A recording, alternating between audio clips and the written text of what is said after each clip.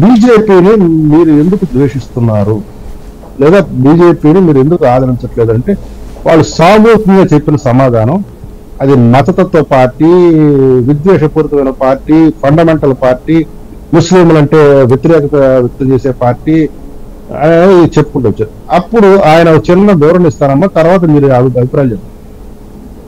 ఈ రోజు మీరు పెళ్లి కాదని మహిళలు కదా, రేపు పెళ్లిళ్ళు అవుతాయి, పెళ్లిళ్ళు అయిన తర్వాత మీ భర్తలకి మీ మీద పడకపోతే తలాక్ తలాక్ తలాక్ అంటాడు. మరి మీ తలాక్ విధానం ప్రకారం మీకు ఒక 500 1000 రూపాయలు ఇచ్చేసి వదిలిచ్చేసుకోవచ్చు భర్త.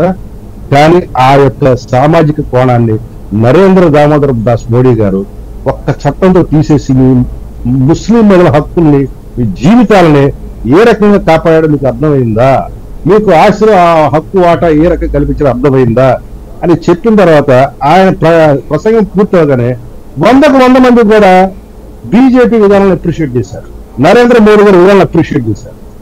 ఈ అవేర్నెస్ ఇప్పుడు మనకు తీసుకెళ్లాల్సిన అవసరం. మంచి పాయింట్. ఎందుకంటే విషయాన్ని ఎక్కించడానికి ప్రయత్నం చేస్తున్నారు.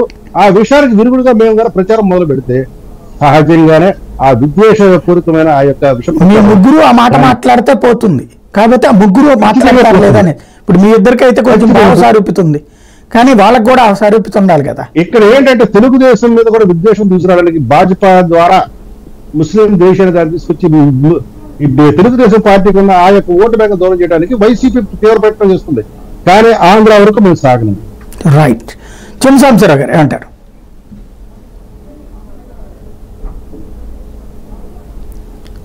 సాంబశివరావు గారు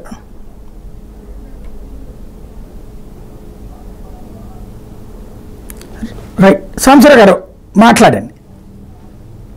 ఆడియో సాయి గారు, మీకు ప్యానల్ ఉన్న పెద్దలు కృష్ణాంజనేయ గారికి, శాంతిప్రసాద్ గారికి, రామకుమార్ గారికి అందరికి నమస్కారం.